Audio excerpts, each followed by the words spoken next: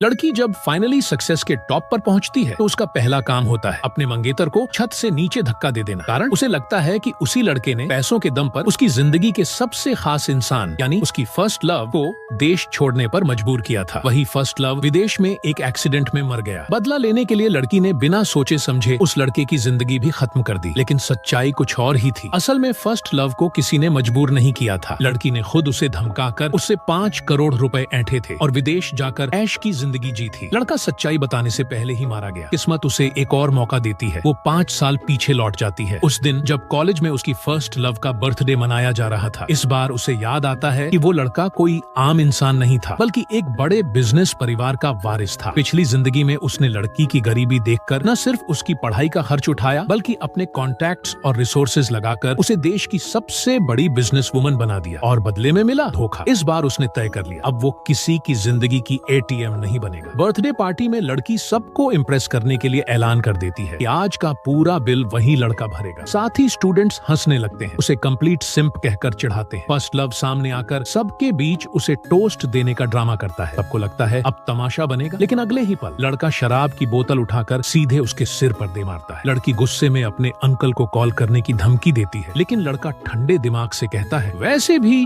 मेरी 3 लाख की घड़ी गायब हो गई है, अंकल आएंगे तो जांच हो ही जाएगी। वो घड़ी उसी लड़के के हाथ से वापस ले लेता है। लड़की उल्टा दावा करती है कि ये घड़ी तो उसने गिफ्ट में दी थी और अगर रिश्ता बचाना है तो 5 करोड़ की जगह 5 लाख नहीं पूरे 5 मिलियन ट्रांसफर करो वरना ब्रेकअप। लड़का बिना 1 सेकंड सोचे हामी भर देता है और सबके सामने रिश्ता खत्म करने का ऐलान कर देता है। बार से निकलकर वो सबसे पहले सैलून जाता है, खुद को कम्प्लीटली चेंज करता है, फिर अपनी माँ को कॉल करके एक तय की हुई शादी के लिए हाँ कह देता है। अब वो देखना चाहता है उसके बिना लड़की की जिंदगी कितनी जल्दी बिखरती है। उधर लड़की अभी भी इल्यूजन में जी रही होती है। उसे लगता है लड़का लौटकर माफी मांगेगा, घुटनों पर गिरेगा और पैसे फिर बहेंगे। लेकिन क्लास का मॉनिटर सवाल उठा देता है, क्या तुम्हें सच में लगता है कि तुम उसके साथ सही कर रही हो?